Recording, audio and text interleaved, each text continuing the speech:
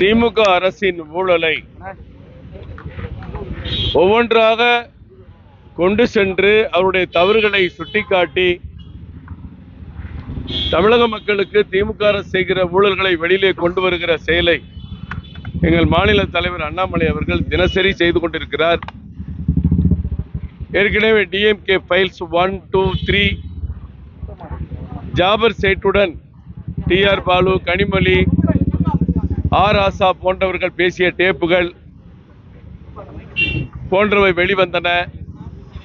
முன்னாள் நிதியமைச்சர் தியாகராஜன் அவர்கள் 30,000 கோடி ஸ்டாலின் அவருடைய புதல்வர் உதயநிதி அவர்களும் சபரீசன் அவர்களும் சேர்ந்து சம்பாதித்து விட்டார்கள், பணத்தை என்ன செய்வது என்று தெரியாமல் விழிக்கிறார் என்று சொன்ன ஆடியோ டேப் உள்பட இந்த திராவிட மாடல் அரசினுடைய ஊழலை தினசரி பாஜக மாநில தலைவர் வெளிக்கொண்டு வந்து கொண்டிருக்கிறார்.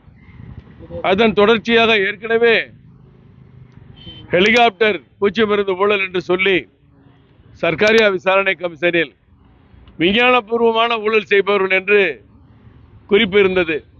அதே போன்று இப்பொழுதும் விஞ்ஞானபூர்வமான ஊழலை இங்க இருக்கிற கைத்தறி மற்றும் ஜவுளித்துறை அமைச்சர் காந்தி அவர்கள் செய்துள்ளதை சுட்டிக்காட்டி எங்கள் மாநில தலைவர் அவர்கள் இன்றைக்கு லஞ்ச ஒழிப்புத்துறை அதிகாரியிடம் புகார் கொடுத்திருக்கிறோம்.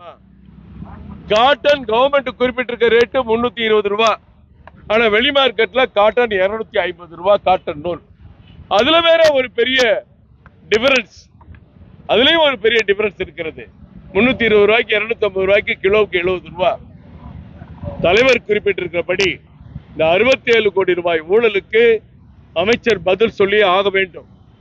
இங்க பால் கனகராஜன் வந்திருக்காங்க, இப்ப இங்க கொடுக்கிறோம், இப்ப இந்த புகாரை கொடுத்திருக்கோம், அதிகாரி நடவடிக்கை எடுப்பதாக வாங்கி வைத்திருக்கிறார்கள். அவர்கள் என்ன நடவடிக்கை எடுப்பாங்கன்னு தெரியாது. லஞ்ச ஒழிப்புத்துறை ஏற்கனவே நீதிபதி ஆனந்த் வெங்கடேஷ் அவர்கள் சொன்னதை போல கீழமை நீதிமன்றத்தில் வழக்கு தோற்கிற பொழுது வழக்கு தொடர்ந்து அதிகாரிகள் மேலமை நீதிமன்றத்துக்கு ஏன் வரவில்லை என்று நீதிபதி வெங்கடேஷ் அவர்கள் கேட்டார்கள். இன்றைக்கு இந்த புகாரை எப்படி நடவடிக்கை எடுக்கிறார்களோ தெரியாது. ஆனால் அண்ணன் பால் கனகராஜ் அவர்களை வைத்து தலைவருடைய அனுமதியோடு இதற்கு வழக்கம் நாங்கள் தொடருவோம் என்பதையும் இந்த நேரத்தில் தெரிவித்துக் கொள்கிறேன்.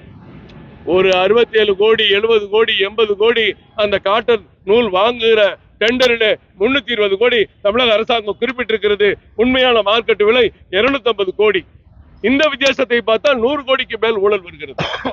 கைத்தறி நெசவாளர்கள் ஒரு நாளைக்கு 100 ரூபாய், 120 ரூபாய், ஒரு நாளைக்கு ஒரு சேலை நெய்து அரைவயிறு சாப்பாட்டு சாப்பிட்டுக் கொண்டிருக்கிறார்கள். நீங்கள் கோடிக்கணக்காக எடுத்துக்கொண்டு செல்கிறேன் என்றுதான் எங்கள் குற்றச்சாட்டு. விசாரணை நடக்கும் என்று எதிர்பார்க்கிறோம். தொடர்ந்து வழக்கும் எங்கள் தலைவருடைய அனுமதியோடு தொடுக்கப்படும். சட்டசபையில ஆளுநர் உரையை புறக்கணிச்சுட்டு வெளிநடப்பு செஞ்சிருக்காரு. தேசிய கீதம் இசைப்பது குறித்தும் அறிவுரை வழங்கியிருக்காரு. என்ன நினைக்கிறீங்கன்னா, எலெக்ஷன் பக்கத்துல வருது, ஆளுநருடைய இந்த செயலுக்கு ஆளுங்கட்சி கண்டனம் தெரிவிச்சு. இது ஆளுநருக்கு எங்களுக்கு எந்த சம்பந்தம் இல்லைங்க. இது ஆளுநருடைய நடவடிக்கை, அவரை தான் நீங்க கேட்கணும். இப்ப நீங்க இந்த ஊழல் 100 கோடி ரூபாய் சொல்லிருக்கீங்க, இது எந்த காலகட்டம் சார்?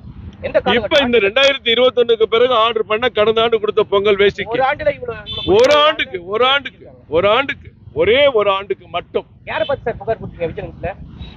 அமைச்சரை பத்தி, காந்தியை பத்தி. அதிகாரி இதுக்குன்னு ஒரு டிஎஸ்பி இருக்கார் ராமதாஸ், புகார்களை வாங்கக்கூடிய அதிகாரி ராமதாஸ் அவரிடம் கொடுத்திருக்கிறோம். ஆனா இப்போதைக்கு உங்களுக்கு அதிருப்தி இருக்கு, விஜயநகரத்துல நடவடிக்கை எடுப்பாங்களா அப்படின்னு? நிச்சயம் எடுப்பாங்கன்னு நம்புறோம். எடுக்காட்டி சட்டப்படி அடுத்த நடவடிக்கைக்கு போவோம்.